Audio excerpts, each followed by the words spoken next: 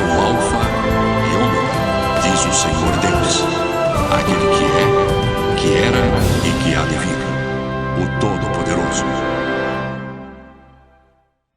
Aleluia, louvado seja Deus.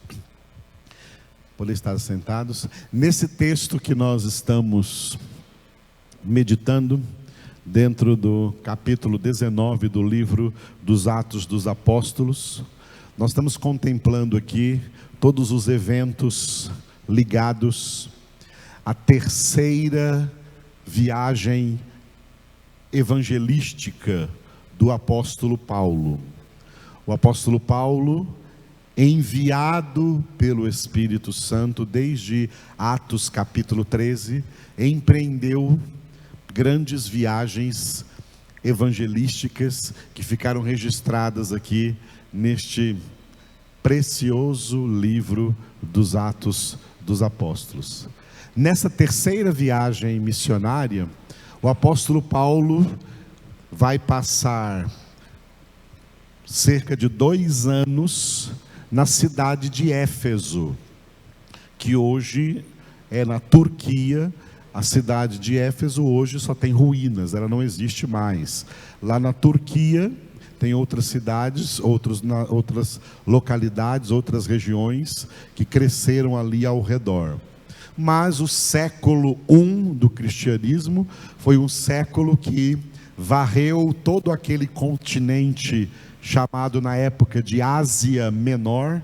Toda a Ásia Menor foi varrida por um poderoso avivamento. O avivamento do cristianismo espiritual, cristianismo bíblico no seu nascedouro. Desde o nascimento da igreja no século de número 1.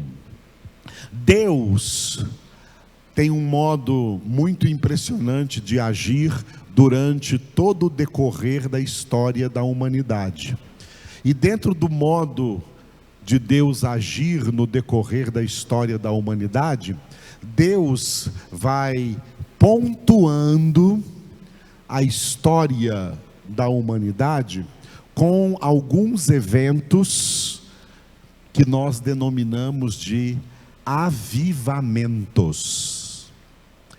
Avivamento não é um movimento realizado por uma igreja, por um pregador, por um pastor, por uma organização, por uma instituição, por uma denominação. Não adianta se reunir 2, 3, 4, 20, 40 pessoas. Vamos fazer um avivamento? Homens não fazem avivamento. Porque homens não dão vida a ninguém. Avivar é dar vida. Avivamento, só quem faz avivamento é aquele que dá vida. É Deus. Deus é o autor de todos os avivamentos que vieram pontuando a história da humanidade. Nos 2 períodos dessa história. No primeiro período, que a gente chama de antes de Cristo, e no segundo período, que nós chamamos de depois de Cristo. Antes de Cristo, muitos avivamentos vieram pontuando a história antiga, a história dos patriarcas, a história da antiga aliança de Deus com Israel. E muitos avivamentos vieram pontuando a história com o maior de todos os avivamentos que já aconteceu, que foi o avivamento do primeiro século, com a ação poderosa de 2 pessoas extremamente excelentes. Jesus Cristo, que veio ao mundo em carne e sangue, e que por 33 anos e meio pisou nessa terra. Em toda a história da humanidade, o homem mais santo, mais perfeito andou nessa terra. Aqueles 33 anos e meio que Jesus viveu nessa terra, foi um tremendo avivamento na terra, porque Jesus estava fisicamente, humanamente, aqui presente entre pecadores.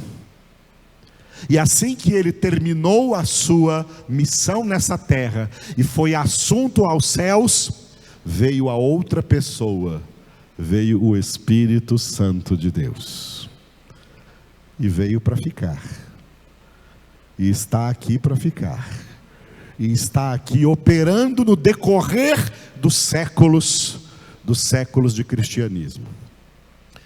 Primeiro ponto: em todo tempo da história, Deus está presente, porque Deus é onipresente.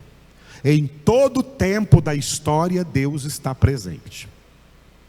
Mas não é todo tempo da história que Deus está operando um avivamento.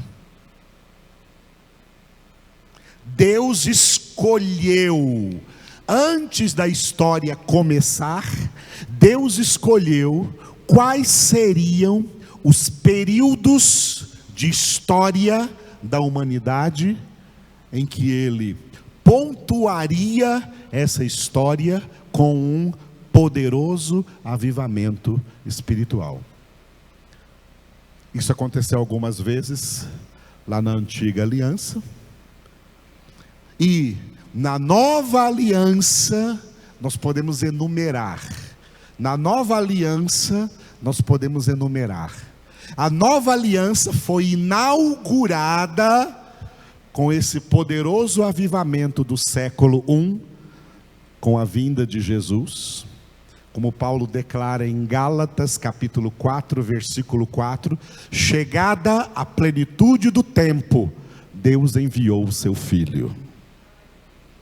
E com o seu Filho enviou o Espírito Santo, para que aqueles em quem o Espírito Santo habita, possam dizer: Abba, Pai. A obra de Jesus, a obra do Espírito Santo, foi o avivamento mais poderoso que já aconteceu na face da terra, comparando os avivamentos que existiram antes com os avivamentos que vieram depois.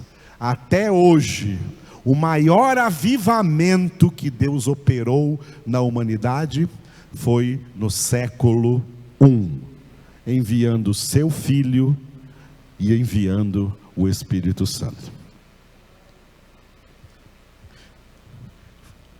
Depois de todo período de avivamento, vem um período sempre maior que o período de avivamento, vem um período de resfriamento, vem um período de arrefecimento, sempre. Isso é um dado histórico. Naquele breve período, às vezes aquele breve período de avivamento poderia durar 1 século, 2 séculos ou muitos anos. Mas sempre que aquele período de avivamento acabava, vinha um resfriamento. Alguém poderia perguntar: por que Deus age dessa forma? Por que Deus não age trazendo avivamento o tempo todo? Que é o que muita gente pensa que seria o ideal. É porque num período de avivamento, conversões em massa acontecem. Só que essas conversões em massa, elas têm que ser provadas. Não pensa que Deus meramente fica contente com a sua conversão ou com a minha conversão. Não, Deus fala assim: que bom que houve uma conversão, agora eu vou provar essa conversão, para ver se ela é durável, para ver se ela é perdurável, para ver se ela permanece, para ver se essa conversão vai até as últimas consequências, ou se esses convertidos vão retroceder e voltar de novo ao mundo e ao pecado, como a porca lavada volta a se revolver no lamaçal, e como o cachorro volta a comer aquilo que havia regurgitado. Deus permite tempos de resfriamento, porque nesses tempos de resfriamento, aqueles que verdadeiramente pertencem a Ele não se desviarão, não se afastarão, não se resfriarão, não perderão a fé, pelo contrário, a desenvolverão mais. Não perderão a salvação, pelo contrário, a desenvolverão mais. E é por isso que Paulo escreveu em 2 Timóteo 2,19, que o firme fundamento de Deus permanece tendo este selo, 2 pontos: o Senhor conhece os que lhe pertencem. Quem pertence a Deus nunca se desvia, nunca se esfria, nunca arrefece, nem na oração, nem na meditação diuturna da palavra de Deus, nem na congregação e nem na vida prática que vive todos os dias da sua vida. E isso não acontece com a maioria dos que foram avivados. Não acontece. Essa massa de pessoas que superlota igrejas num avivamento, a maioria deles vão trair Jesus. A maioria deles trai o Evangelho. A maioria deles se afastam da palavra. A maioria deles se afastam da verdade. E é esse um dos significados do que Jesus disse em Mateus 22:14. Muitos são chamados, porém, poucos escolhidos. Os poucos escolhidos são os que permanecem. Deus vem pontuando a história com avivamentos seguidos de resfriamentos. E os que permanecem nos resfriamentos são os poucos escolhidos. Nenhum dos muitos chamados permanecem, porque o apelo da carne deles é maior. O apelo do mundo para eles é maior do que o apelo do Evangelho. A atração para o mundo, para eles, é maior do que a atração por Deus, por Jesus e pela sua verdade e pela sua palavra. Essa é a realidade do que o pecado fez com a natureza humana e da forma como Deus administra a obra da salvação que Ele vem realizando desde o princípio da história da humanidade, nessas duas alianças, a antiga que já acabou e a nova aliança em Cristo Jesus, da qual hoje nós fazemos parte.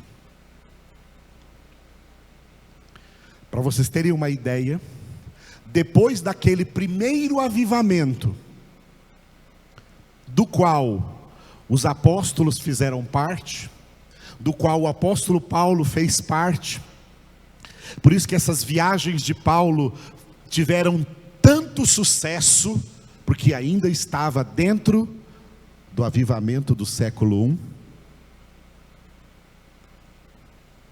mas do século II para o século III, um manto de trevas caiu sobre o cristianismo na face da terra, e veio um período não de anos, mas de séculos de resfriamento contra o Evangelho de Cristo, contra a palavra de Deus. Foram nesses séculos que o cristianismo foi mergulhado nas trevas que eram chamadas de luz, eram chamadas de iluminismo, o iluminismo do catolicismo romano. E aí o estabelecimento dessa igreja mundial chamada Igreja Católica Romana, onde o cristianismo foi transformado em catolicismo. O evangelho foi desviado para idolatrias, para ritualismos diabólicos, consagrados como se fossem rituais santos, onde doutrinas falsas foram inventadas, e líderes e sacerdotes, padres falsos foram criados. Depois de séculos de trevas, Deus só enviou um novo avivamento no ano de 1517. O avivamento que foi batizado pelo nome de Reforma Protestante, que há pouco tempo completou 500 anos. Em 2017 completou 500 anos de Reforma Protestante. A Reforma Protestante é uma criança. A Reforma Protestante foi um grande avivamento. Um avivamento que trouxe conversões em massas e que arrancou pela raiz famílias inteiras da religiosidade mórbida do catolicismo romano para o Evangelho de Cristo Jesus. Mas a reforma acabou sem se completar. O período de avivamento da reforma passou e veio um resfriamento. Um resfriamento que fez com que um tremendo ateísmo tomasse conta do mundo inteiro, até chegar no ano de 1900. Depois do ano de 1900, com a entrada do século XX, veio o último avivamento da história, até agora. Esse último avivamento da história foi batizado pelos homens, não é por Deus, não é Deus que deu nome a esses avivamentos, são os homens. Foi batizado pelos homens de avivamento pentecostal. No avivamento pentecostal, milhares de conversões em massa, incluindo o nascimento de milhões de novas denominações evangélicas, chamadas de pentecostais, chamadas de igrejas avivadas ou de igrejas renovadas, não importa o nome, mas era um resultado de um grande avivamento. Deus enviou esse avivamento no início do século XX. E esse avivamento que veio até o início do século XX, ele veio perdurando em todas as nações da terra, até mais ou menos a metade da década de 80, até mais ou menos 1985. Dessa data para cá, nós estamos em resfriamento. Nós não estamos em avivamento. Muitas denominações, por causa da virada do século, que foi também uma virada de milênio. Não foi só a passagem do século 20 para o século 21, mas foi também a passagem do segundo milênio para o terceiro milênio da era cristã. Muitas denominações tentaram inventar os avivamentos da virada de século, já que em datas como virada de século, as pessoas ficam mais místicas, em todos os sentidos. Só que esses avivamentos são falsos, não são avivamentos, são movimentos humanos, e não avivamentos divinos. Há uma diferença. O homem faz movimentos, mas avivamento ele não faz. Avivamento é só de Deus. E Deus não mandou nenhum avivamento sobre a terra na virada de século. Os que vieram foram inventados por homens, inventados por igrejas, e é por isso que não são reais avivamentos. São apenas elementos de religiosidade mística e emocional que os homens usam para manipular consciências, manipular pessoas fracas que não têm pleno conhecimento da palavra de Deus. E aí tem uma aparência de avivamento, mas não é avivamento. É como Jesus disse para a igreja de Sardes em Apocalipse: tem nomes de que és uma igreja viva, mas és uma igreja morta. Tem nomes de igreja avivada, tem nomes de que és vivo, mas estás morto, porque não tem nenhum avivamento acontecendo aí. Em tempos de resfriamento, o avivamento sai da frente das câmeras, sai da frente dos olhos das pessoas, e sabe aonde ele acontece? Só e exclusivamente só dentro dos eleitos de Deus. Fora dos eleitos de Deus não tem avivamento nenhum acontecendo. Só os eleitos de Deus, em tempos de arrefecimento, experimentam a plenitude de vida, de avivamento que o Senhor trouxe para eles, para neles permanecer. Aleluia. Tudo isso eu coloquei para vocês, para nós termos uma ideia bem clara, porque Deus quer que os seus filhos tenham a visão correta do tempo em que nós vivemos, da realidade em que nós vivemos, das circunstâncias em que nós vivemos. E uma coisa bem real nessas circunstâncias é a que está em Hebreus capítulo 10, versículo 25. Quanto mais vedes que o dia do Senhor se aproxima, mais é urgente o que estamos fazendo hoje aqui, que é congregar. Não deixemos de congregar-nos como é costume de muitos. Antes, façamos admoestações. E quanto mais vedes que o dia se aproxima. Cada dia que passa, a volta do Senhor está mais próxima.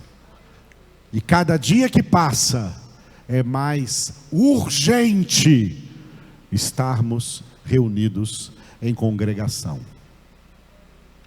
Só que hoje, ainda, além de tudo isso, ainda tem que se ter discernimento do que é uma verdadeira congregação e uma falsa congregação. Há muitas características que diferem uma verdadeira congregação de uma falsa congregação. A principal dessas características é que na verdadeira congregação impera o pleno ensinamento da palavra de Deus.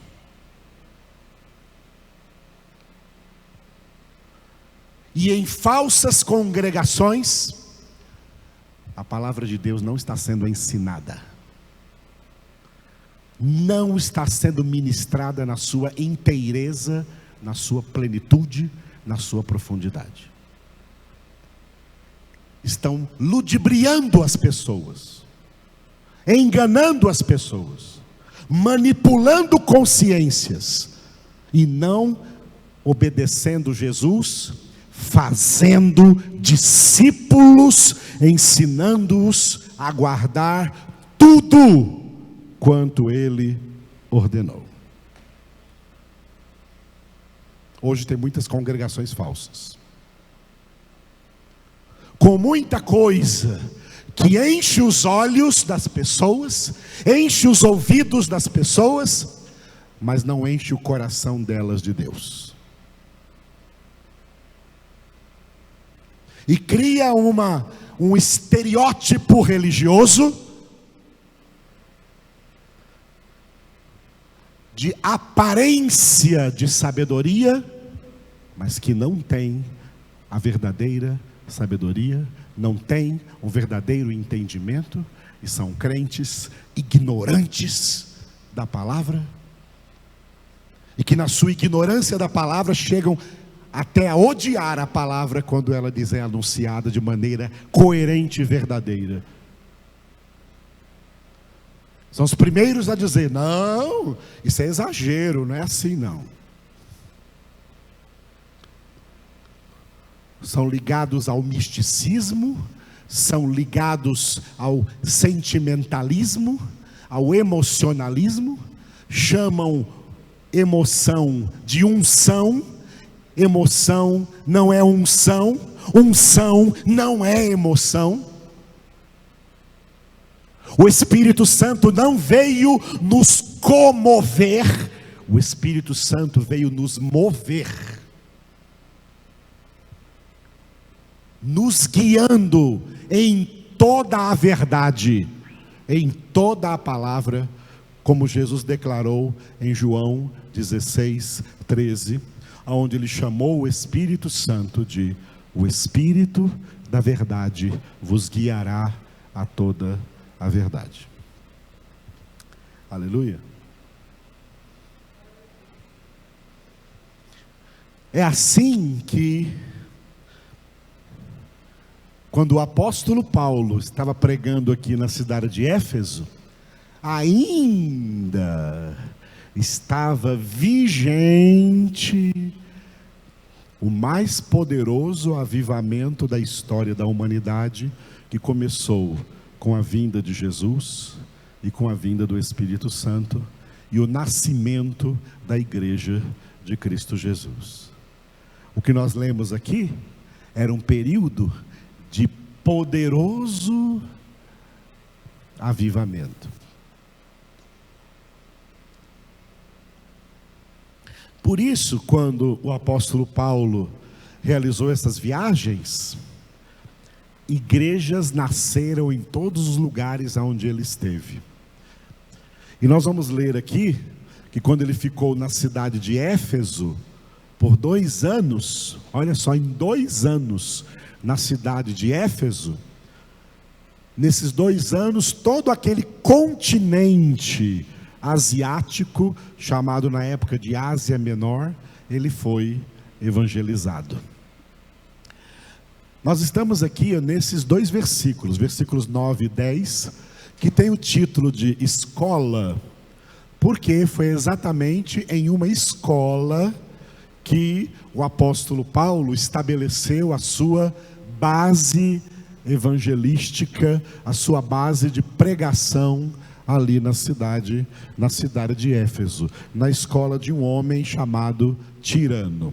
Por isso esses 2 versículos, 9 e 10, estão divididos da seguinte forma.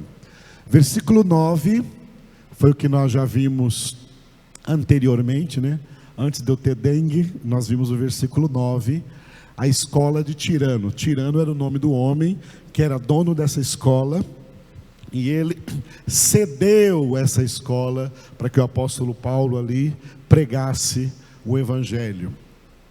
E isso durou pelo espaço, é o que nós vamos ver hoje no versículo 10, pelo espaço de 2 anos. Às vezes você pode ler o livro dos Atos dos Apóstolos, né? E pensar que as viagens de Paulo, né? Cada viagem dessa foi uma viagem de fim de semana. Não. As viagens duravam anos. Eram anos que Paulo passava viajando. Inclusive Paulo tinha uma empresa itinerante, né, que ele levava consigo para que, enquanto ele está pregando o evangelho, ele continue também exercendo a sua profissão de fabricante de tendas. Ele levava consigo nessas viagens, né, a sua empresa e continuava trabalhando para o seu sustento enquanto pregava o evangelho do reino de Deus. Muito bem. Este versículo, então, cujo título é 2 anos, versículo 10, durou isto pelo espaço de 2 anos, dando ensejo a que todos os habitantes da Ásia ouvissem a palavra do Senhor, tanto judeus como gregos. Vamos repetir? Durou isto por espaço de 2 anos, dando ensejo a que todos os habitantes da Ásia ouvissem a palavra do Senhor, tanto judeus como gregos. Muito bem.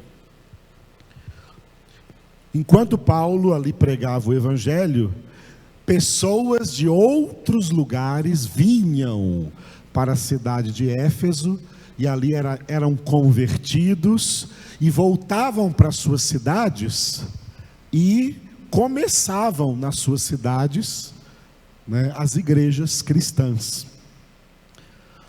Por exemplo, Paulo nunca esteve na cidade de Colossos, cidade dos colossenses, para onde ele escreveu mais tarde a carta aos colossenses.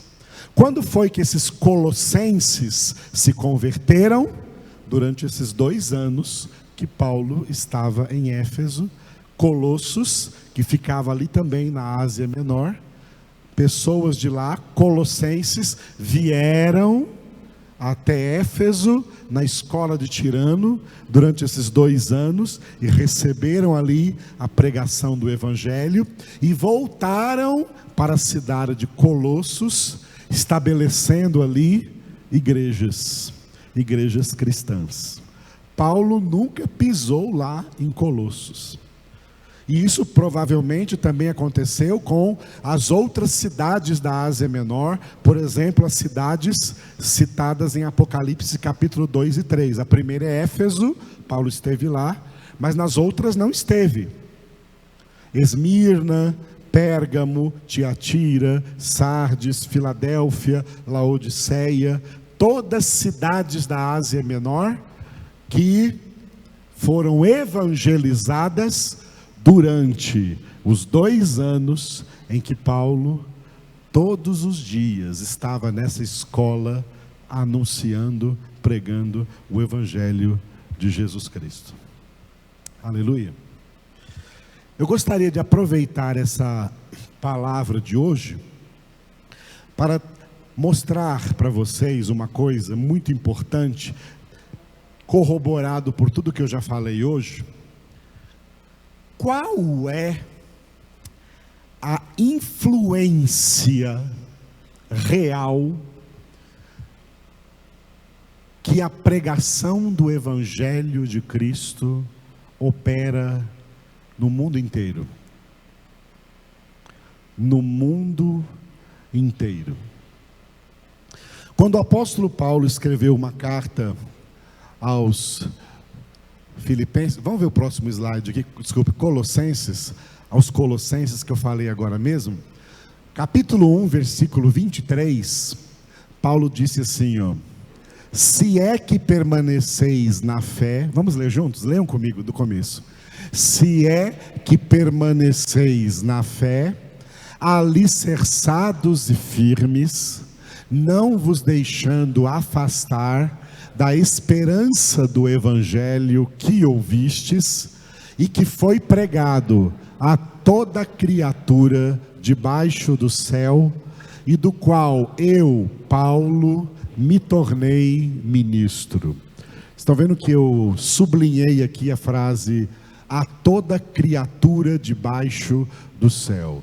Esse texto é um texto da palavra afirmando que o evangelho foi pregado a toda criatura debaixo do céu. E o verbo vem aqui no passado. Foi pregado a toda criatura debaixo do céu. O que é o significado disso? Eu coloquei o significado disso em algumas expressões que nós vamos ver agora nesse próximo slide que eu preparei. E lá em cima coloquei só a frase, somente a frase que eu grifei. O evangelho foi pregado a toda criatura debaixo do céu. Em 4 sentidos. Os 3 primeiros sentidos não têm a ver com salvação.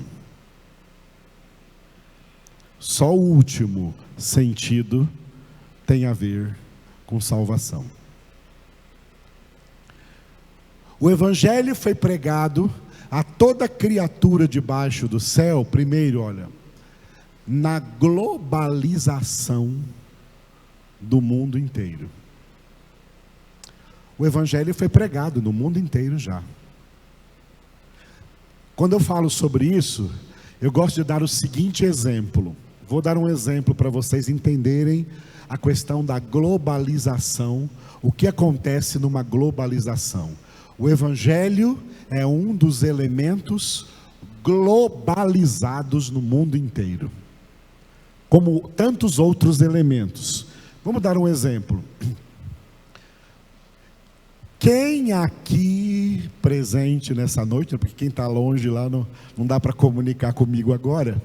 Quem está aqui presente nessa noite, que nunca ouviu falar de budismo? Alguém aqui nunca ouviu falar? Todo mundo ouviu? Todo mundo ouviu?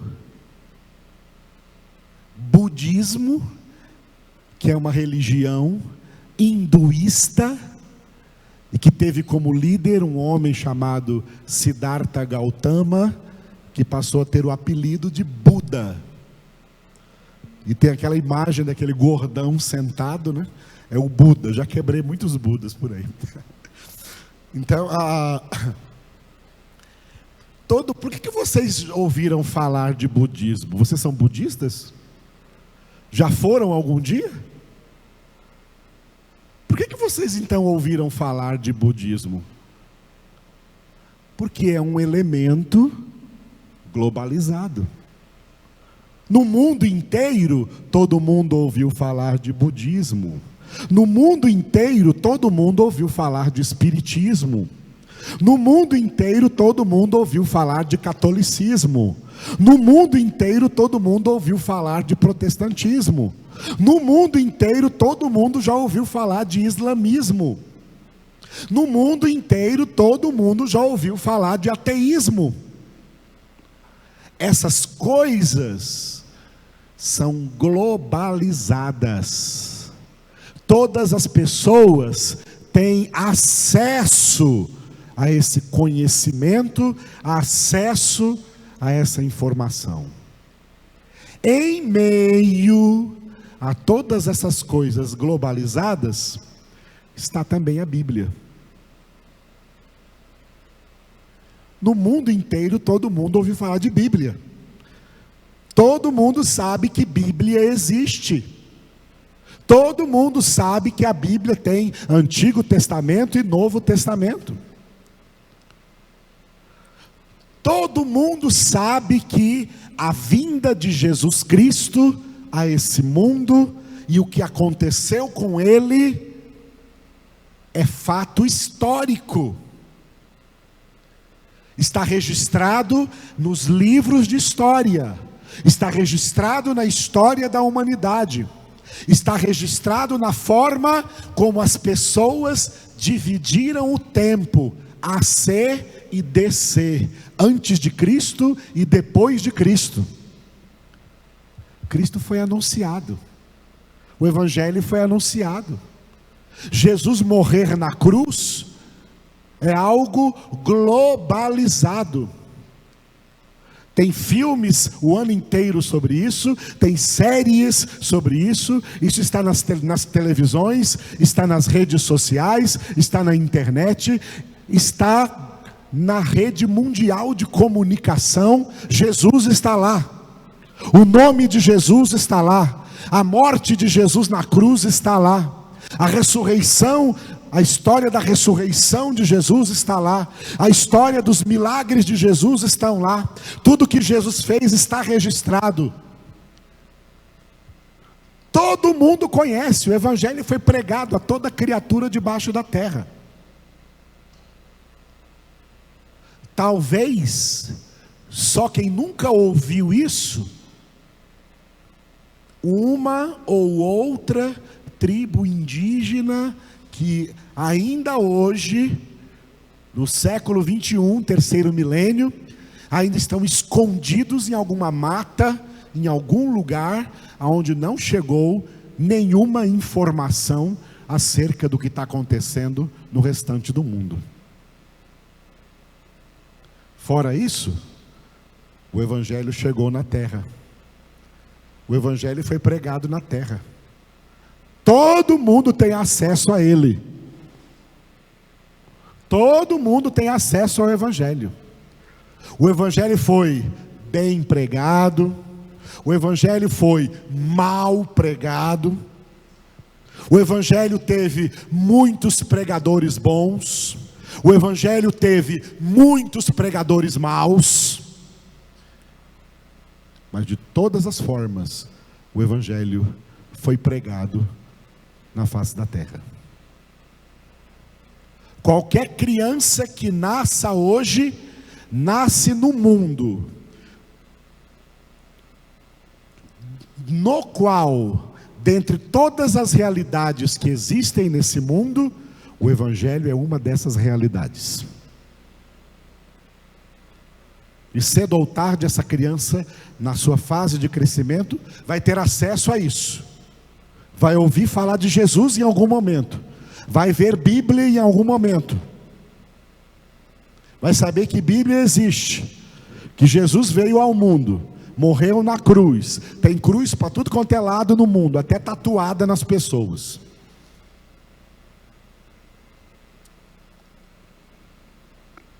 Você está andando na rua e de repente chega num cruzamento.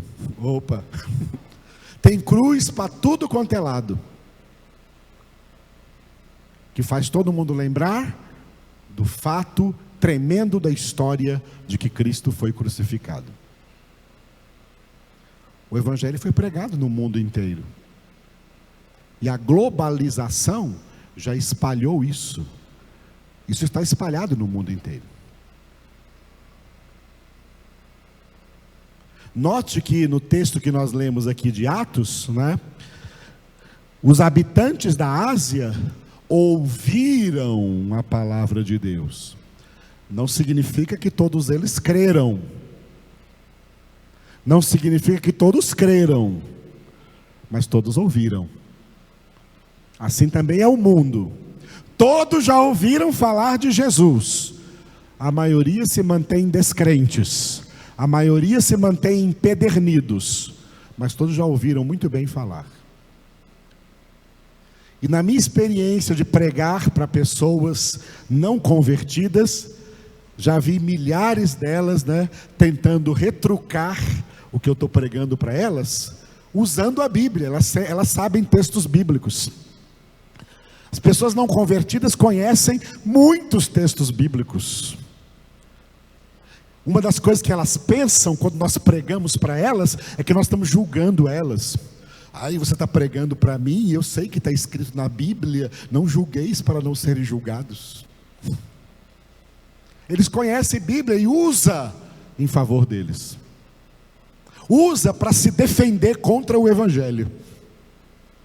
Porque conhecem. O Evangelho foi pregado.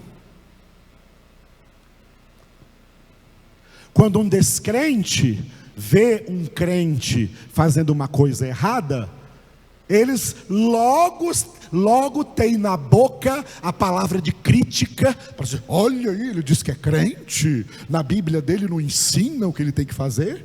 Eles sabem. E por isso sabem criticar quando vê um crente pecando. Por que sabem? Porque o Evangelho foi pregado já na face da terra para toda criatura debaixo do céu. Ele está na globalização. Segundo ponto ali, ele está na cultura, faz parte da cultura, faz parte de todos os estudos que as crianças, adolescentes, jovens pegam nas escolas, nas universidades, nas faculdades, faz parte das literaturas. Quantas literaturas existem escritas acerca de Deus, acerca da Santíssima Trindade, acerca de Jesus Cristo, acerca da Bíblia, acerca da igreja? O Evangelho está na cultura, está inserido na globalização, está inserido na sociedade como um todo, está inserido na cultura de todos os povos, mesmo daqueles que não gostam. Nós não gostamos de budismo, mas está inserido na nossa cultura, por isso nós sabemos que existe. Nós não gostamos de espiritismo, mas está inserido na nossa cultura. E vai ficar aí até a guerra do Armagedon. O Evangelho também. Muita gente não gosta, mas ele está inserido na cultura. Está nos livros, está nas literaturas que foram escritas. Principalmente na religiosidade. São centenas de milhares que por causa do Evangelho se tornam, e olha que eu estou falando, se tornam, não são tornados, eles se tornam centenas de milhares que se tornam religiosamente cristãos, porque eles se tornam fãs de Jesus. Pessoas que não nascem de novo, pessoas que não são convertidas, pessoas que aderem a alguma ramificação religiosa de cunho dito cristão. Essa é uma das influências do Evangelho na globalização mundial, na cultura, que muitas pessoas passam a adotar algum tipo de religiosidade cristã e adere a alguma instituição dita cristã. Não são cristãos por conversão, são cristãos por adesão, porque aderiram a alguma espécie de cristianismo. Mas não tem salvação. Não tem salvação. Religião e religiosidade nunca foi sinônimo de salvação. Por isso Jesus disse para um homem altamente religioso: se você não nascer de novo, não poderá ver o reino de Deus. A religiosidade, ela tem umas vantagens.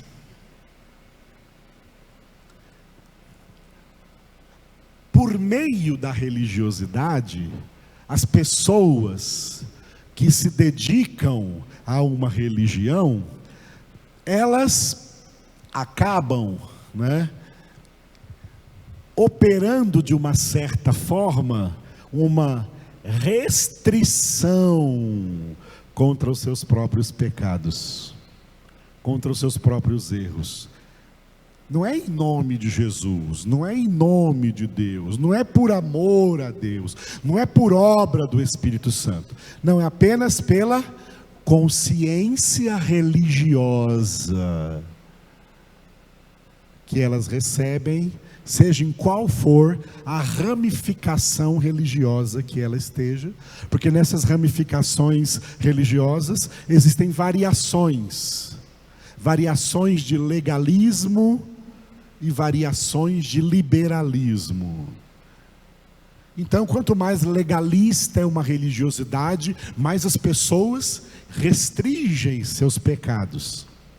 E quando os seres humanos restringem seus pecados, o mundo fica um pouquinho melhor. O mundo vai piorando cada vez que o liberalismo vai tomando conta e que as pessoas sentem que não tem que restringir o seu pecado, que nem é pecado, que ela pode viver livremente fazendo o que quiser. E a religiosidade tem esses dois polos, do legalismo para o liberalismo. Mas de uma certa forma, a religiosidade traz um certo benefício, porque em nome dessa religiosidade, e não só da religiosidade cristã, a própria religiosidade budista, a própria religiosidade espírita, a própria religiosidade islâmica, a própria religiosidade judaica, leva os religiosos dessas ramificações religiosas a tentarem se conter mais nos seus pecados. Isso melhora o mundo. Isso melhora o mundo. Não tem nada a ver com salvação, mas dá uma melhorada aí na face da terra. E essa é uma das razões pelas quais Jesus nos deu a ordem. Olha, prega o evangelho no mundo todo. Prega o evangelho a toda criatura. Quem for convertido, aí vem para o último item aqui, ó. Aí tem salvação. Mas se alguém não for, mas se tornar assim um religioso por causa dessa pregação que ele recebeu, ele já fica sendo uma pessoa melhor do que a maioria por aí afora. O evangelho produz muitos efeitos, além do melhor de todos os efeitos, que é a salvação. Aleluia. Por último eu coloquei ali, na salvação. A salvação. Não adianta querer discutir, embora muita gente queira discutir, mas são discussões vãs. Não adianta querer discutir. A salvação é exclusividade. Ela não é inclusiva. Ela é exclusiva para aqueles cujos nomes foram escritos por Deus no livro da vida do Cordeiro, que já estava escrito antes da fundação do mundo.